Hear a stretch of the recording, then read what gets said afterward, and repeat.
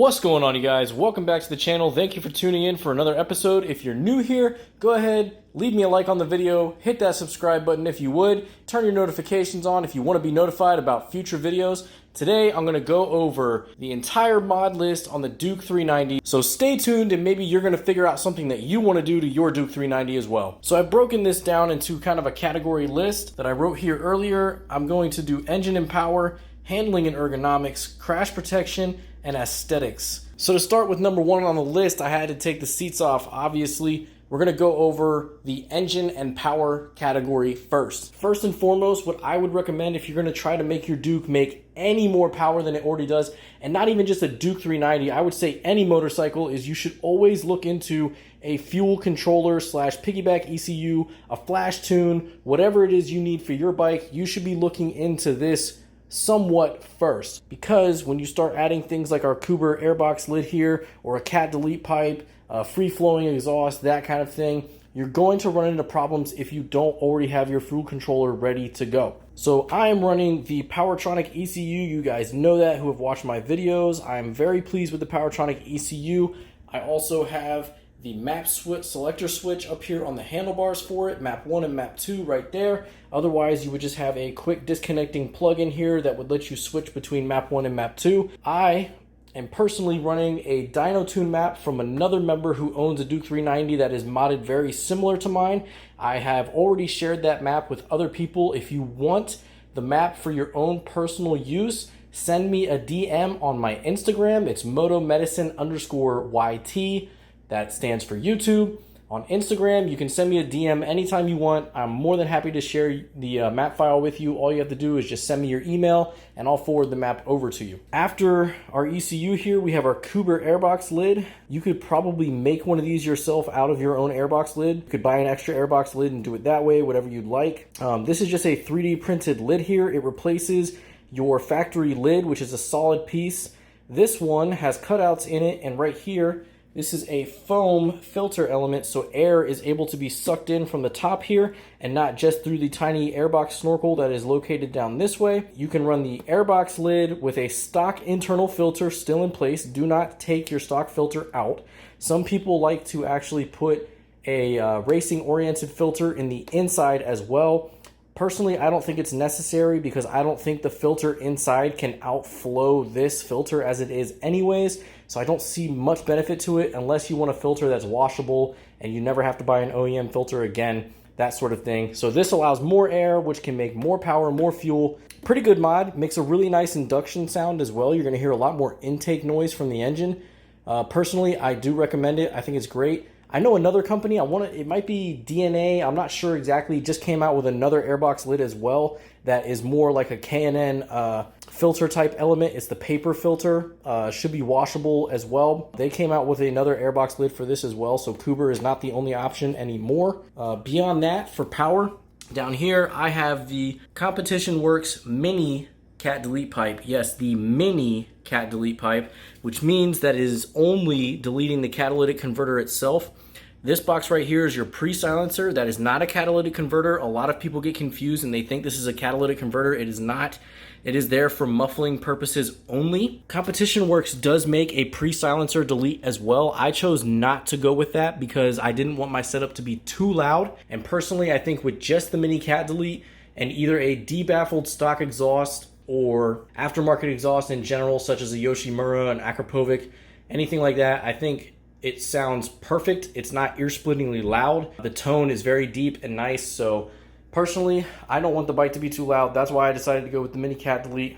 What you do is on you. I mean, it's your bike. That's just what I chose to do. That basically covers it as far as power goes. All right, so let's go ahead and move on to the next category, which is going to be handling and ergonomics. Now, the first thing that you can really do if you want to change some of the handling characteristics about your bike is maybe you don't trust your tires. Maybe they don't have a whole lot of grip. Maybe they don't handle very well in wet weather. Maybe they feel a little squirrely in the corners. So what you can do is you can upgrade your tires. I ran through my Metzeler M5s already. The rear one was basically ready to bite the dust at about 3,800 miles. So be prepared if you do buy a Duke that the Metzeler M5 Sport Techs that come on this bike, they don't last a whole lot. Especially the rear tire. You could probably get 2 rear tires and 1 front tire out of the M5s, to be honest, if you wanted to, because the front one still looked pretty okay. But you can change your tires, find a grippier tire that'll help you get through corners better or handles better in wet weather. I've seen some people that actually are converting their Dukes over to kind of light off-roaders, something that's more along the lines of the Husqvarna Svartpillen. So they grab basically the same tires that Husqvarna uses on the Svartpillen and they put them on the Duke. I personally would not want to do that. If I wanted something more along those lines, I would save and wait either for the KTM 390 Adventure or I'd buy the Husqvarna. And the Husqvarna itself is really just styled more towards the scrambler appearance than it is actually in functionality, because the suspension setups between the Duke 390 and the Svartpillen actually aren't that different. So if you're looking for light dirt roads, yes, you could probably go ahead and change out your tires for a 60/40 tire or something like that. But honestly, I think the Duke is better served being a street bike and a street bike only. That's just my opinion. Next thing you can do is you could either mess with your rear sets. You could buy some aftermarket rear sets to change where your feet are placed exactly down there. I'm probably not going to do that. I think that the stock rear sets are perfectly fine. But one thing I did do, and that was mostly because of the incident that we had and my handlebars were bent, was I did the Rok Bagaros X-Line handlebar, which, to be honest with you guys, it feels really good. It does change the handling characteristics just a little bit. And what I mean by that is that the bike feels a lot more sharp. At low speed maneuvering, it definitely feels like a little bit more darty. It wants to actually go where you want it to go immediately. So be mindful if you do swap out the handlebar to be ready for that. Right now, I think this is the only handlebar available for the Duke 390 because of its unique sizing. Highly recommend it if you want to change out your handlebars. Also, if you're a taller rider like me, this covers ergonomics. It puts your grips a little more forward. So the stock handlebars, the rake actually came further back towards here. So if you sit on your bike, just imagine where your stock grips are, kind of about right here, and just move your hand kind of forward of the grips, and you'll kind of understand what I'm talking about. They also feel a little bit wider, meaning that when you put your hands on here, your shoulders are going to feel a little more broadened out. And to me, it's a much more comfortable position being a larger, taller guy. So if you're looking for something to cover that aspect, I would look into these handlebars. To go with the handlebars, I got the Magura grips to match. They feel good.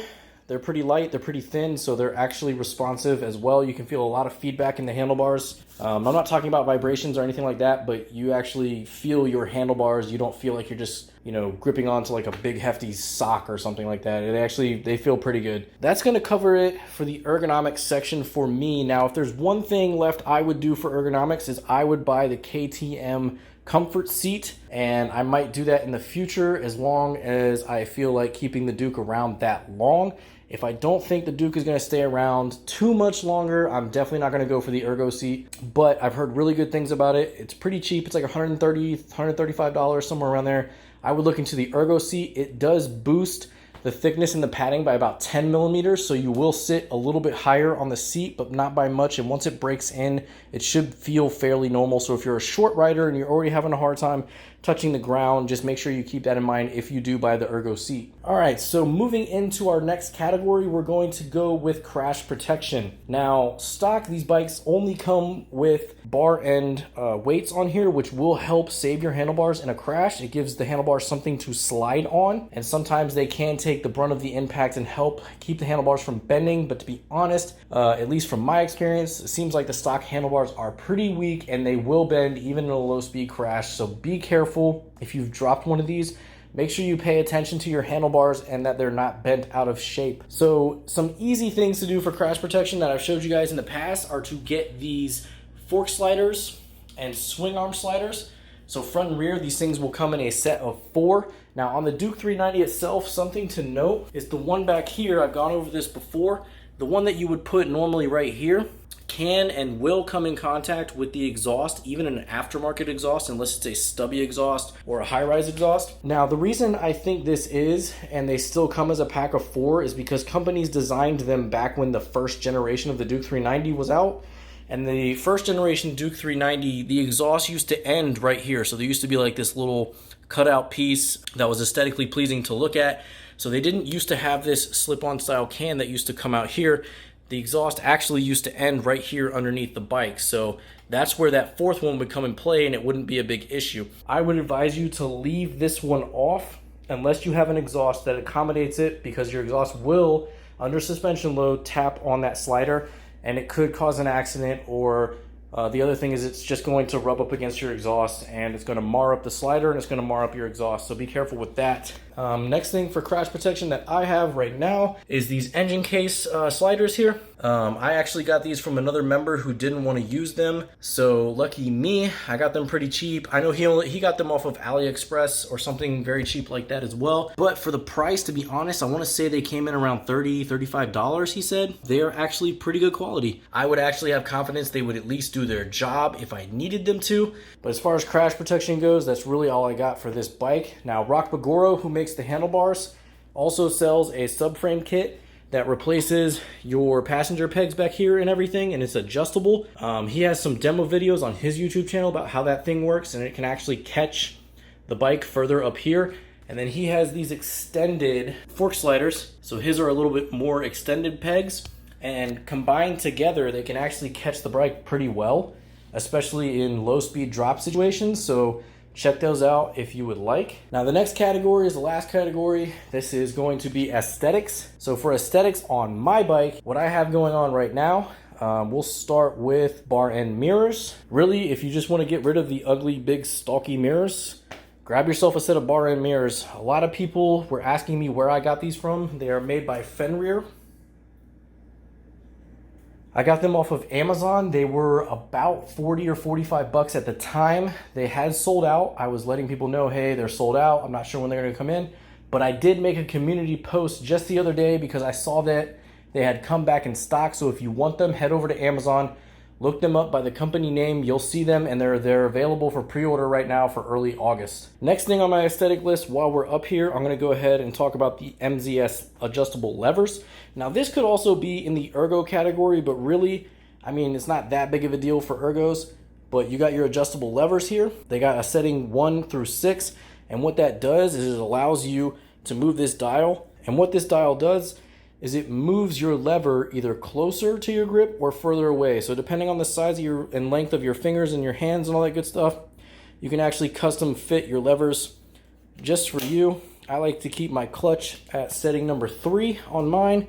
And then over here on the brake side, I keep this one at 3 as well. For me, it just works, but you can put them at any kind of customizable mix that you want. Pretty cheap, and I highly recommend that you look into some aftermarket adjustable levers if you want to add an aesthetically pleasing look to the bike. But not only that, they give you a little more adjustability than the OEM ones. Next up for aesthetics, now this one is kind of functional. A lot of people don't like it, and I wouldn't say that this is a mod that I did to make the bike look pleasingly good, because from the front here, it really doesn't look all that great. But this is the Puig style windscreen. Now I say Puig style because this is not a genuine Puig windscreen, but it is basically the same thing. I got it off of Amazon.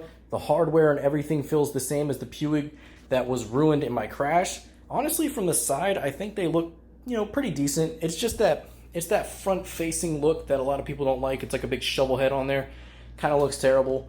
But it is what it is. It's up to you if you want this or not. It does work pretty good at putting the wind up towards your helmet level. For me, being a taller rider, it makes it more tolerable being on the highway because the wind is not just smacking my chest and I don't feel like a huge sail. It's able to put the wind up more towards my helmet level, which can deal with the wind a whole lot better than just your entire torso. So for me, must-have mod, pretty cheap. If you do a lot of highway riding, I highly recommend it. There's other styles of windscreens out there as well.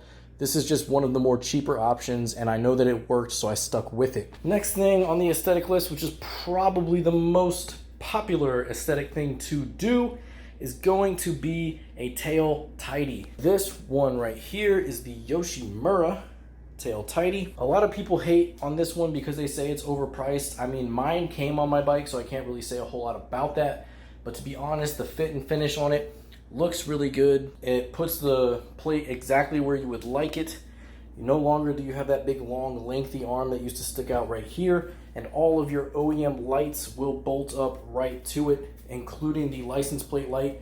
Now, Yoshimura does make an LED light that can be placed right there, but you would have to splice this and wire it in. I would just leave it stock to keep yourself from having any type of electrical nightmares, but that is just me. But a tail tidy really cleans up the rear end of this bike and makes the rear end just look phenomenally good compared to that OEM fender. Now I'm putting this in the aesthetics department as well, just mainly because it doesn't really do anything as much as power goes, but a good mod that a lot of people do is they like to debaffle the OEM exhaust canister. Now a lot of you know I used to have the Yoshimura Alpha T on here, which came with my bike when I bought it, but that was ruined in the crash. This right here is the OEM canister. It's actually not a bad looking exhaust, but one thing you can do to get more sound out of your bike is to take a hole saw, put it on a drill, and you can actually drill a nice little hole right here, and you can pull the baffle that sticks out at the end of your OEM exhaust out. Gives you a lot more volume, gives you a little better sound without having to purchase an expensive exhaust. So I put that in the aesthetic category because it doesn't really do anything for power. It's really just for not even looks, but just sound and style department. So lastly, the thing you can do for aesthetics on your bike is you can do what I've done currently, which is make your fenders naked. And I did that just to match up the new fender that was replaced because the old one's over there. So I used to have the OEM stickers on there. I took them off because, like I said, the other one was ruined in the crash. I have ordered a sticker replacement kit from KTM Power Parts for this. It's not the same as that one, so you guys will have to tune in for a future video to see that one. It's going to be here real soon. So in the next few days, you will see a video about that. But as far as modifying your Duke 390, that's pretty much all I have to cover today. Thank you guys for tuning in and watching more episodes. Hit the like button, hit the subscribe button, leave me a comment. I'd really appreciate it. Follow me on Instagram, and I will see you guys in the next video.